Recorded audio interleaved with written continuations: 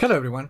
In this lesson we're going to look at steps to reset a wired network adapter to fix networking problems on Windows 10. Although there could be many factors that could affect that network connection, such as a router, switch, cable, hardware problems, if you cannot connect to a network or there is not internet access and the problem is related to configuration or driver, you can use the network reset feature on Windows 10 to reset all the network adapters, including the Ethernet adapter, to fix common problems. Okay, to reset an Ethernet or wired network connection to fix problems on Windows 10, use these steps.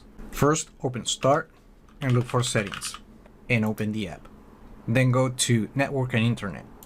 Then go to Status and scroll down and click the Network Reset option. And here, click the Reset Now button. Make sure to understand that when you use this process, it will not only reset Ethernet adapters, but also wireless adapters. So anything that connects to a network that is installed on the computer, it will be reset and all the settings will be restored to the original factory settings.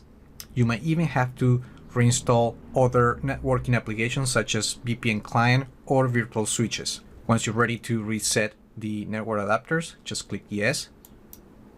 And now you will get a notification that the computer will restart automatically. You can actually close this window and restart the computer manually.